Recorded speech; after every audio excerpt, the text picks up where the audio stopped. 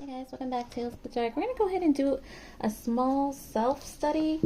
I know I have a few videos about different types of themes in horror and also uh, different real-life events that we kind of took a deeper look at. They're in my earlier videos on this channel, so if you're interested, go ahead and take a look at one of those. But tonight, we're going to be looking at the poem The Highwayman, okay? It was written by Alfred Nose. He was only like 24 when he wrote it or something to that nature. It was published in 1906 and it takes place like maybe the 1700s or the 1800s. Yeah. It's considered a ghost story. And it's very short. But it's actually retold over and over again in different stories, movies, music, and also literature. The common themes of this story.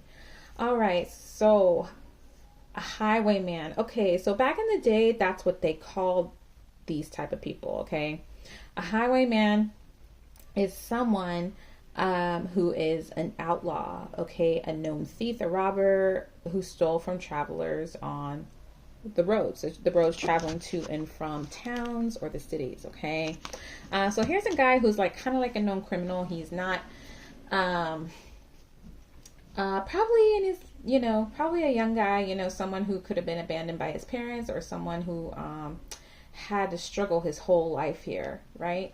And in this short poem, the story tells of this highwayman who fell in love with a merchant or landlord's daughter. Okay, someone who he was trying to pursue or gain her affection, right? And he fell in love with her, right? So he was actually, believe it or not, it's crazy. Like, you know how they say don't put your relationship out there? Like, even on social media, keep your relationship private or keep, like, your private life private. This was the same scenario, only they didn't have computers, they didn't have cell phones back in the day, but they had people who would watch and gossip about you, right? The same stuff that goes on social media is the same stuff that was going on back in the day, only it was just kind of like hearsay without the phones and things, right? So there was like this jealous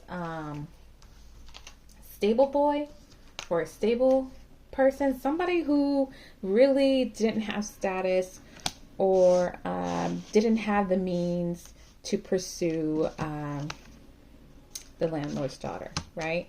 Or he didn't have that confidence or something to that nature. He became very jealous of the relationship that they had, right?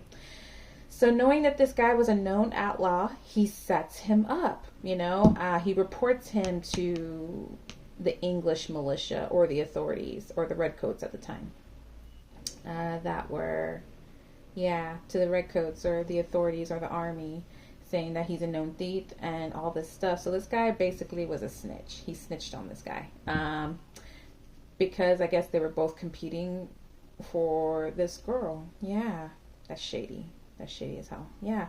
But instead of this guy just getting removed, like, more tragedy ends up happening in the story, sadly. Yeah. So what happens is, he's coming back into town to visit his love, and he gets ambushed by a bunch of redcoats. So he escapes the ambush. Okay, he escapes all that drama, and he rides back out, waiting for the perfect time, pretty much, to come in and pretty much save, or pretty much try to save his girl, right? And things to that nature. Yeah. So what happens is, like, the redcoats or the army learns of the relationship he had with the landlord's daughter. So they pretty much hold her hostage, okay, trying to lure him back out, right? So anyway, she is surrounded by redcoats, by some guys in the army, and it's in some tales it says that she was assaulted by one of the officers or something like that. In some tales she is against her will attacked, right, by one of the main officers or one of the head officers in the story. Yeah. But anyways, the highwayman tries to come back for her. So when he makes his move, he's trying to come back and get her. And then he hears a gunshot being like, the ripples of a gunshot in the air in the middle of the night as he's riding towards where she lives, right? As she's riding towards where she lives. And it turns out that she literally pulled the trigger. She got the gun from one of the officers and she committed suicide. She pulled the trigger and shot herself to warn her lover to not come back or don't come back for her. It's so sad. Yeah. And then in like some type of futile anger, this guy pretty much knew what happened or can feel exactly what happened. So he ends up riding towards, the redcoats and where she lives, and they're outside, right? And in a futile attempt of revenge, they end up pretty much gunning him down. So he was shot up multiple times and falls to the floor, and he ends up dying, right? And in the story, it says that they end up still being together. The story ends with the ghosts of lovers meeting once again in death as they did in life. Okay. So some common themes we see with this small poem, I consider it a ghost story. Lost love, Gothic romance, violence, mystery, tragedy, ghosts, violence, and also true love never dies, right? Some say that this story was based on true events. True events. People still say they see these ghosts where this, where this legend was or where this tale was. They still say that they can still see them walking around as if they were real people, right? So what do you guys think of this story? There's been many adaptations to it. I think one of the best adaptations that they did was Fleet Mac Wood. Their 1987 video was based off of this. It's called Everywhere. It's a pop song. It was very popular. It's on their album. You guys can look that up on YouTube and things to that nature. This has all the ingredients to other Gothic romances or other ghost stories or other like Romeo and Juliet or what else was a tragic story? Some of the other ghost stories. It has every single ingredient that you can possibly think of when it comes to horror genres. Yeah. And things to that nature. But you know what? Some people were talking about this in some type of forum. I forgot where it was. They were saying that it has the makings of a horror story from the beginning till end. It has the makings of mystery, romance. At the first time I heard this story, I was actually reading it for 6th grade or 7th grade for English Lit. And it was a little bit sugar-coated, but we had to write a whole stanza on it, and our teacher was like making sure that we learned how to read, how to write better. And this story, believe it or not, always stuck with me. And also, the song Everywhere is one of my favorite 80s songs. It is just, it's powerful. It's great. And then also, the haunting thing about this is that some of the stuff really has taken place in real life. People have lost the love of their life early. How like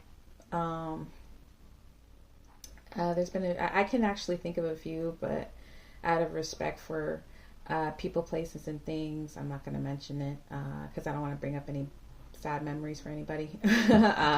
But this stuff, believe it or not, really does happen in a love triangle or something to that nature. I actually was doing a paper or a thesis on for one of my classes, and they were talking about for society and dating. They say that a lot, like statistics, if you guys go on some of these websites and you see the statistics, some of the themes of tragic love and loss still takes place nowadays, in different ways. A lot of love triangles, right?